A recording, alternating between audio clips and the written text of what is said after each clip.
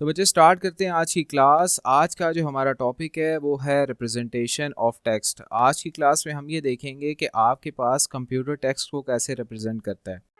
Okay. देखें, आपके पास computer system जो है वो सिर्फ ज़ीरो और वन समझता है, मतलब उसको सिर्फ मशीन लैंग्वेज समझ में आती है, उसको ABC समझ में नहीं आती। अच्छा। लेकिन कैसे कंप्यूटर ABC को इंटरप्रेट कर पाता है? तो आपके पास तीन किस्म की इनकोडिंग स्कीम्स हैं जो कि कंप्यूटर सिस्टम यूज़ करता है, ठीक है, to convert text into binary.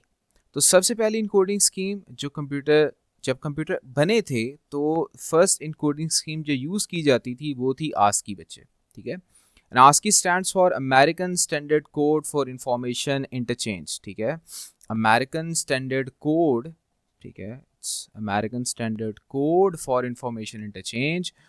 आपके पास American standard code for information interchange यानी आस्की के अंदर आपके पास टोटल होते थे बच्चे 7 बिट, ठीक है, मतलब उसका जो साइज था आस्की का वो था 7 बिट का, और टोटल नंबर ऑफ कैरेक्टर्स जो वो रिप्रेजेंट कर पाता था वो था 128 कैरेक्टर्स। आस्की की लिमिटेशन ये थी कि इंग्लिश के अलावा कोई और लैंग्वेज आप कंप्यूटर के अंदर लिख ही नहीं पाते। मतलब आज अगर आप कंप्यूटर के अंदर उर्दू लिखना चाहें आप लिख सकते हैं, आप हिंदी लिखना चाहें आप लिख सकते हैं, आप चाइनीज़ लिखना चाहें आप लिख सकते हैं, आप मल्टीपल लैंग्वेजेस कंप्यूटर के अंदर लिख सकते हैं, लेकिन उस वक्त सिर्फ इंग्लिश लैंग्वेज ही आप टाइप इन कर सकते थे, ठीक है। तो आपके पास ये लिमिटेशन थी आस्की की। अच्छा, फिर उसके बाद आस्की को हमने थोड़ा सा एक्सटेंड किया, यानी आस्की के अंदर जो कि 7 बिट थे तो हमने 8 बिट कर दिए, यानी 1 बिट बढ़ा दिया। तो जो टोटल नंबर ऑफ कैरेक्टर्स जो आस्की 128 रिप्रेजेंट कर पाता था, तो एक्सटेंडेड आस्की के अंदर वो कैरेक्टर्स हो गए बच्चे 256, ठीक है। लेकिन स्टिल लिमिटेशन वहीं पे ही है, ठीक है, कि आप मल्टीपल लैंग्वेजेस इसके अंदर रिप्रेजेंट नहीं कर पाते, ठीक है। बस यही हुआ सिर्फ कि एक्स्ट्रा सिंबल्स और एक्सेंटेड कैरेक्टर्स जो हैं वो इसके अंदर ऐड ऑन हो गए, ठीक है। उसके बाद आते हैं यूनिकोड पे। बच्चे, Unicode is a universal encoding scheme, ठीक है, एक यूनिवर्सल इनकोडिंग स्कीम है that is design to represent all languages and symbols, ठीक है। ये सारी लैंग्वेजेस और सिंबल्स को रिप्रेजेंट करने के लिए यूज़ की जाती है। जो आज आप कंप्यूटर सिस्टम के अंदर इनकोडिंग स्कीम यूज़ कर रहे हैं बच्चे वो है यूनिकोड, ठीक है। यूनिकोड आपके पास 16 बिट में भी होती है, 32 बिट में भी होती है, ठीक है। तो ये कुछ बेसिक चीज़ें हैं जो कि आपको पता होनी चाहिए, ठीक है। और एक चीज़ जो आपको याद रखनी है वो ये है कि बच्चे, हर कैरेक्टर का एक यूनिक कोड होता है, हर कैरेक्टर का, यानी कि आपके पास जो कैपिटल ए है, ठीक है, उसका जो कोड है यूनिक आस्की कोड वो है बच्चे आपके पास 65। ये आपने याद रखना है, ठीक है, कि हर कैरेक्टर का एक यूनिक कोड होता है। तो बच्चे, अगर कैपिटल ए का 65 है तो कैपिटल बी का कितना होगा? 66। गुड, ठीक है। तो हर कैरेक्टर का एक यूनिक कोड होता है, ये बात आपने याद रखनी है, ठीक है। तो ये था आपका टॉपिक रिप्रेजेंटेशन ऑफ टेक्स्ट, ठीक है। इसमें कोई सवाल है तो आप पूछ सकते हैं, नहीं है? ओके, आगे बढ़ते हैं। अभी इसके 5 रुपए के क्वेश्चन भी करेंगे, डोंट वरी, ठीक है। द नेक्स्ट टॉपिक इज बच्चे रिप्रेजेंटेशन ऑफ साउंड, कि कंप्यूटर साउंड को कैसे समझता है, ठीक है। देखो बच्चे, साउंड, पहले साउंड है क्या? Sound is basically what? Vibrations in the air, ठीक है ना। जो एयर के अंदर वाइब्रेशंस हैं, ठीक है, वो साउंड को क्रिएट करती हैं, ठीक है। ये बेसिक फिजिक्स है जो कि आपने पढ़ी होगी, ठीक है। अच्छा, अब जो साउंड वेव्स हैं आपकी, ठीक है, ये साउंड वेव्स जो हैं आपके पास, हर साउंड वेव की तीन चीजें होती हैं, ठीक है। उसकी कोई ना कोई फ्रीक्वेंसी होती है, ठीक है, उसकी कोई ना कोई वेवलेंथ होती है, उसका कोई ना कोई एम्पलीट्यूड भी होता है, ठीक है। होता है कि नहीं होता भाई? मतलब साउंड वेव के अंदर आपको उसकी फ्रीक्वेंसी भी मिलेगी, उसकी वेवलेंथ भी मिलेगी, उसका एम्पलीट्यूड भी मिलेगा, ठीक है। फिलहाल हम सिर्फ जिस चीज़ से कंसर्न है वो है एम्पलीट्यूड। एम्पलीट्यूड बेसिकली क्या होता है बच्चे? आपके पास, मैं एक छोटी सी अगर आपको एक वेव बना के दिखाऊं, ठीक है, सपोज करें मेरे पास इस तरह की एक साउंड वेव है, ठीक है।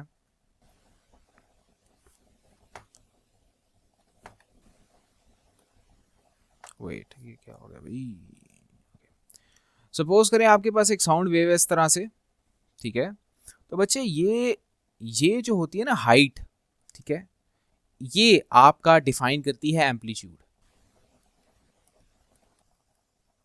ठीक है, कि भाई कितना एम्पलीट्यूड है इसका, ठीक है ना, और आपकी आवाज़ कितनी ऊंची है, ठीक है, यानी लाउडनेस ऑफ योर वॉइस, ठीक है, ये एम्पलीट्यूड डिफाइन करता है, ठीक है, यानी it specifies what, the loudness in voice, ठीक है, कि आपके पास जो लाउडनेस है, ठीक है, लाउडनेस ऑफ साउंड कह लें आप इसको, लाउडनेस ऑफ साउंड, ठीक है, ये एम्पलीट्यूड डिफाइन करता है। क्लियर है?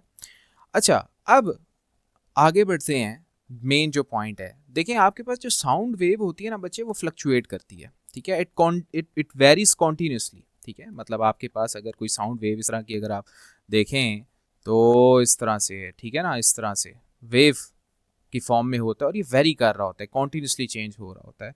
So it's an analogue data then, ठीक है, ये एक एनालॉग डेटा है, और आपका कंप्यूटर चूंकि एक डिजिटल मशीन है, वो सिर्फ डिजिटल डेटा को समझ पाती है, तो आपने इस एनालॉग डेटा को, ठीक है, इस एनालॉग डेटा को जो साउंड है कंप्यूटर समझ पाता है डिजिटल, ठीक है, डिजिटल डेटा में कन्वर्ट करना है, तो आपको एक चीज चाहिए होती है बच्चे, हम उसे कहते हैं एडीसी, यानी कि एनालॉग टू डिजिटल कन्वर्टर, ठीक है, एनालॉग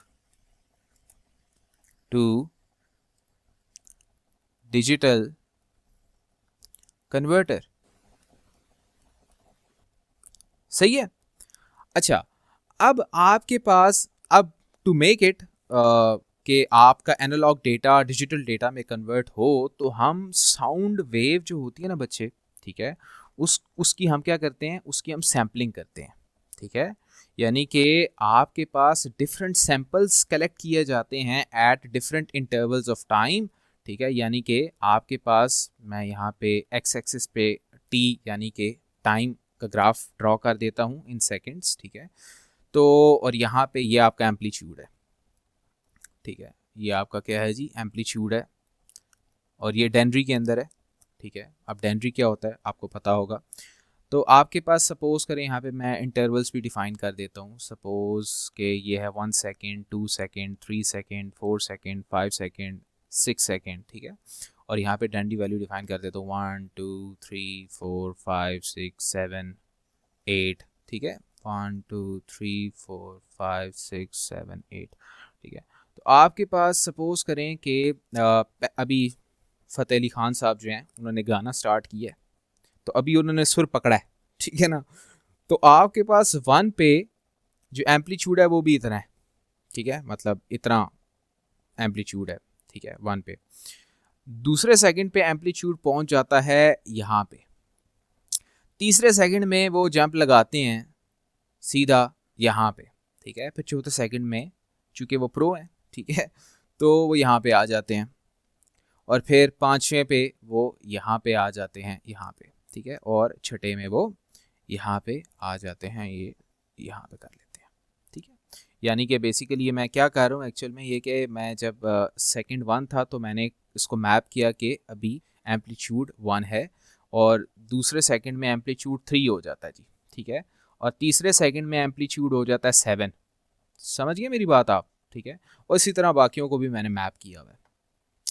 अब इन सैंपल्स को अगर आप ज्वाइन करें, ठीक है, ये जितने भी सैंपल्स मैंने ड्रॉ किए हैं अगर मैं इनको ज्वाइन करता हूँ बच्चे, ठीक है, तो यहाँ से ये ये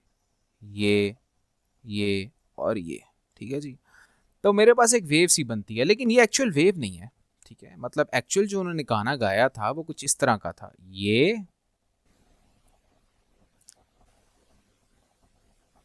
ठीक है, ये वेव थी एक्चुअल में और मैंने कैप्चर की ये, उसकी वजह ये है कि मेरे पास जो मैंने सैंपल्स लिए ना बहुत कम लिए हैं, ठीक है, यानी मैंने पर सेकंड एक सैंपल कलेक्ट किया है, ठीक है, अगर मैं ज़्यादा सैंपल्स कलेक्ट करता, यानी कि सपोज करो मैं यहाँ पे हर एक सेकंड में 4 या 5 सैंपल्स कलेक्ट कर रहा हूँ, ठीक है ना, तो फिर मेरे पास वेव की एक्चुअल जो है ना इमेज वो ड्रॉ होगी, समझिए मेरी बात आप, यानी कि जितने ज़्यादा सैंपल्स होंगे बच्चे उतनी अच्छी और स्मूथ किस्म की साउंड आप कैप्चर कर पाएंगे, समझ रहे हैं मेरी बात आप? तो यानी कि जितने ज़्यादा सैंपल्स होंगे उतने साउंड की क्वालिटी बेहतर होगी, लेकिन ड्रॉबैक भी होगा कि आपके पास फाइल का साइज बढ़ जाएगा। क्लियर है?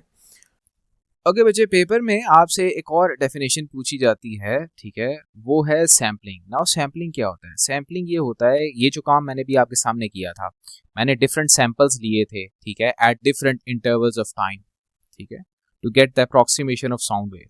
ऐसे ही है ना? तो सैम्पलिंग क्या होता है बच्चे? The amplitude of the sound is being recorded at regular intervals of time. ये एम्पलीट्यूड ही रिकॉर्ड किया था ना मैंने, ऐसे ही है ना? ये जो सैंपल्स लिए थे ये एक्चुअल में क्या है? ये एम्पलीट्यूड ही तो है, ठीक है, और ये मैंने डिफरेंट इंटरवल्स ऑफ टाइम के ऊपर मैंने इसको कलेक्ट किया। तो सैम्पलिंग क्या होता है बच्चे? Amplitude of sound is recorded at regular interval of time to get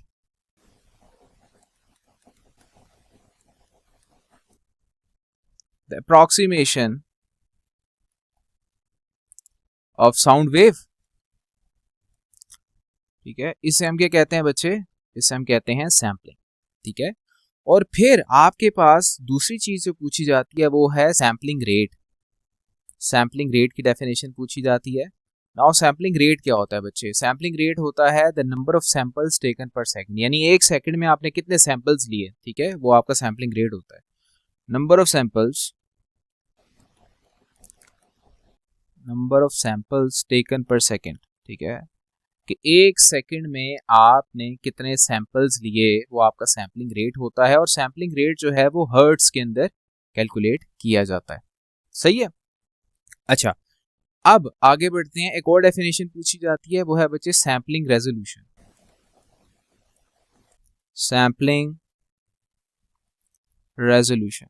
now sampling resolution क्या होता है? सैम्पलिंग रेजोल्यूशन ये होता है बच्चे the number of bits required to store each sample.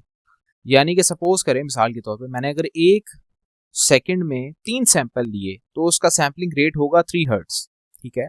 लेकिन अगर मैंने वो जो 3 सैंपल्स लिए हैं उनमें से हर एक सैंपल मेमोरी में कितनी स्पेस कंज्यूम कर रहा है, मतलब वो जो सैंपल होगा वो स्टोर तो होगा ना कंप्यूटर सिस्टम के अंदर, तो वो एक सैंपल कितनी स्पेस कंज्यूम कर रहा है बच्चे, वो होता है सैम्पलिंग रेजोल्यूशन, राइट। तो यानी कि सैम्पलिंग रेजोल्यूशन क्या होता है? Number of bits required to represent each sample, ठीक है। और ये नॉर्मली होता है बिट्स के अंदर भी हो सकता है, बाइट्स के अंदर भी हो सकता है, ठीक है, वो आप क्वेश्चन के अंदर आप देखेंगे तो आपको क्लियर हो जाएगा। तो ये सॉरी, तो ये कुछ बेसिक चीजें थी आपकी। अच्छा, ये डेफिनेशंस पूछी जाती हैं। दूसरा, आपको पेपर में पूछा जाता है कि आपको एक सिनेरियो दे दिया जाता है, एक न्यूमेरिकल प्रॉब्लम आता है कि यार एक साउंड है, उसका इतना सैम्पलिंग रेट है, इतनी सैम्पलिंग रेजोल्यूशन है उसकी, ठीक है, इतने उसमें नंबर ऑफ चैनल्स हैं और इतने टाइम के लिए रिकॉर्ड किया हमने इसको, 10 second, 20 second, 1 minute, 2 minute, 4 minute, मतलब वो टाइम भी डिफाइन होता है कि इतने टाइम के लिए एक साउंड रिकॉर्ड किया है हमने, ठीक है, जिसका सैम्पलिंग रेट ये था, जिसका सैम्पलिंग रेजोल्यूशन ये था, उसका साइज क्या होगा, ठीक है। तो वो कैसे कैलकुलेट करेंगे आप? तो सबसे पहले तो आपको बेसिक फार्मूला पता होना चाहिए फाइल साइज कैलकुलेट करने का। किसका? साउंड फाइल का। तो फाइल साइज कैलकुलेट करने का फार्मूला क्या है बच्चे? आपने 4 चीजों को मल्टीप्लाई करना है। सबसे पहले सैम्पलिंग रेट हर्ट्स में, ठीक है, मल्टीप्लाई बाय सैम्पलिंग रेजोल्यूशन,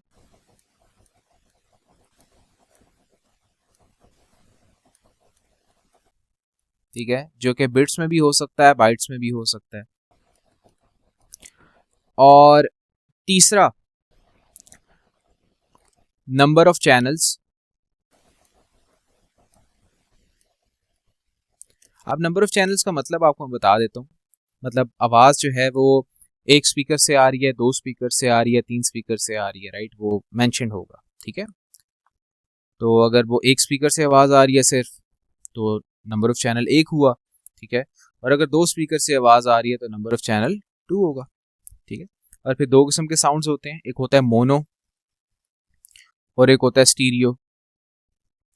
तो जो मोनो साउंड होता है बच्चे, उसके नंबर ऑफ चैनल होते हैं 1 और स्टीरियो के होते हैं 2। ठीक है। अच्छा, और तीसरी चीज होता है बच्चे रिकॉर्डिंग टाइम, यानी कि लेंथ ऑफ द साउंड। ठीक है, यानी कि कितने सेकंड्स के लिए हमने उसको रिकॉर्ड किया है। तो ये चार चीजें आपने मल्टीप्लाई कर देनी, आपको फाइल साइज मिल जाएगा। क्लियर है? तो मैं आपके सामने क्वेश्चन अभी आपको दिखाता भी हूँ, हम उसको सॉल्व करते हैं। Okay, let me grab that question. Question गिर गया।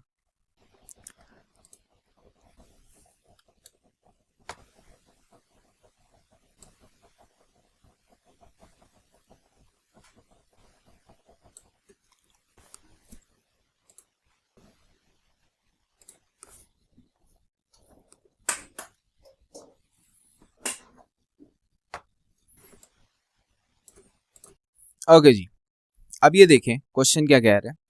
अब क्वेश्चन ये कह रहा है कि a 10 second sound effect is recorded for a movie, right? Time given है यानी कि लेंथ, और फिर it is recorded with a sample rate of 26,016 hertz, 22,016 hertz, sorry. अच्छा बच्चे, ये देखें, ये क्वेश्चन है आपके पास। ठीक है, क्वेश्चन क्या कह रहा है? 10 second sound effect is recorded for a movie. आपके पास ये लेंथ गिवन है कि भाई कितने सेकंड के लिए रिकॉर्ड हुआ है, 10 सेकंड्स के लिए। It is recorded with sample rate of 22,016 hertz. आपके पास सैम्पलिंग रेट भी गिवन है और फिर उसके बाद सैम्पलिंग रेजोल्यूशन भी गिवन है। ठीक है, आपके पास नंबर ऑफ चैनल्स यहाँ पे गिवन नहीं है, तो आप एज्यूम करें वो 1 ही है। ठीक है, फिर वो कह रहा है calculate the file size of this sound effect in kiwi bytes. आपने इसको कीबी बाइट के अंदर कैलकुलेट करना है। ठीक है, तो कैसे करेंगे? देखिए, बेसिक कन्वर्जन की मैंने एक अलग से लेक्चर अपलोड किया हुआ है। ठीक है, तो आपके पास जो साउंड इफेक्ट का आप साइज कैलकुलेट कैसे करेंगे, सबसे पहले तो मैंने आपको क्या बताया था, चार चीज़ों को मल्टीप्लाई कर दें। तो आपने क्या क्या मल्टीप्लाई करना है? Sampling rate multiply by sampling resolution multiply by number of channels multiply by the time which is 10। ठीक है, डिवाइडेड बाय, ठीक है, आपने इसको कन्वर्ट करना है कीबी बाइट में। किस में कन्वर्ट करना है बच्चे? कीबी बाइट में। तो अभी ये जो मुझे मिला है, ये राइट, ये जो भी आएगा ये आएगा बिट्स में। ठीक है, तो पहले इस बिट्स को बाइट्स में कन्वर्ट करूंगा, तो यानी कि 22,016 multiply by 8 multiply by 10 divided by 8 करूंगा, तो अब ये मुझे मिल जाएगा किस में? ये बाइट्स में आ जाएगा। तो 8 8 से कट गया, पीछे क्या बचा? 22,016 मल्टीप्लाई बाय 10। अब इसको मैं डिवाइड करूंगा बच्चे, चूंकि मैंने इसको कीबी बाइट में कन्वर्ट करना है, तो मैं इसको डिवाइड करूंगा 1024 से। तो ये आंसर मुझे किस में मिल जाएगा? कीबी बाइट में। क्लियर है? अब इसको डिवाइड मल्टीप्लाई करते रहिएगा। ठीक है, you will get the answer. चले बच्चे, ताहा आपको मैंने एक क्वेश्चन भेजे regarding the file size of a sound file. आप जरा ये मुझे सॉल्व करके सेंड करें। ठीक है, A few moments later. कर लिए सॉल्व? बड़ी जल्दी सॉल्व कर लिए भाई, सेंड करो जरा मुझे।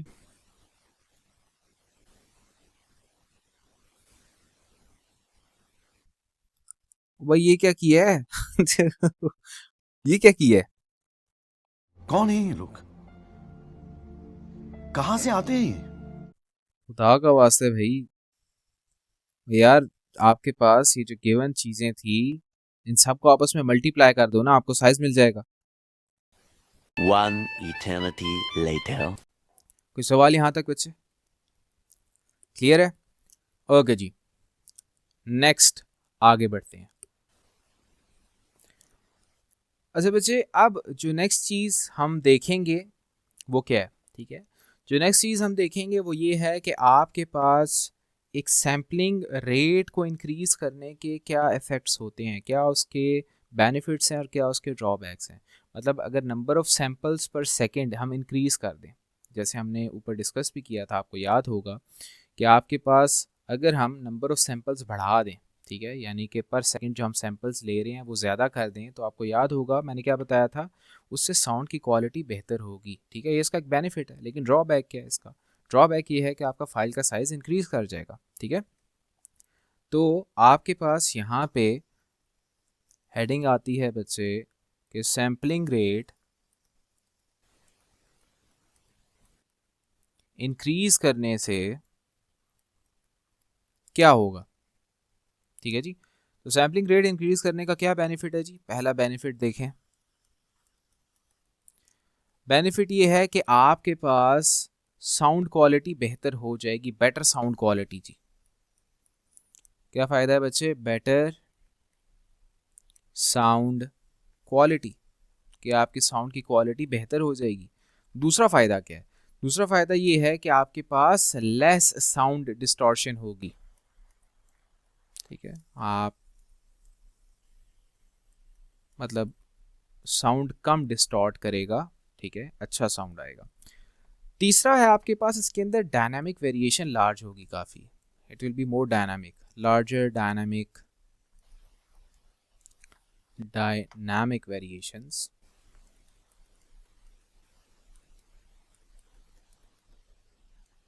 अच्छा जी, और इसके ड्रॉबैक्स क्या हैं। ठीक है, अच्छा जी, इसके ड्रॉबैक्स ये हैं बच्चे। सबसे पहला ड्रॉबैक, ठीक है, आपके पास साइज फाइल का इंक्रीज कर जाएगा, राइट, यानी कि it will produce larger file size. ठीक है, दूसरा ड्रॉबैक क्या है कि अब चूंकि फाइल का साइज बड़ा हो गया, ठीक है, तो अब उस फाइल को अपलोड करने में या उस फाइल को डाउनलोड करने में टाइम लगेगा। ठीक है, it takes longer to transmit और download the file, takes longer to download और upload the file। भाई उस फाइल को अपलोड और डाउनलोड करने में टाइम ज़्यादा लगेगा, और फिर उसके बाद प्रोसेसिंग पावर भी ज़्यादा चाहिए होगी ना। ठीक है, it will require more processing power. ठीक है, ग्रेटर प्रोसेसिंग पावर। ठीक है, सो दैट्स इट बच्चे फॉर टुडेज क्लास। होपफुली आपको रिप्रेजेंटेशन ऑफ टेक्स्ट और रिप्रेजेंटेशन ऑफ साउंड अच्छे से समझ आया होगा। कोई सवाल है तो आप पूछ सकते हैं। ठीक है, तो बच्चे फिर मिलते हैं ड्रैगन बॉल जी के नेक्स्ट एपिसोड में। तब तक के लिए अपना ख्याल रखिएगा। अल्लाह हाफिज।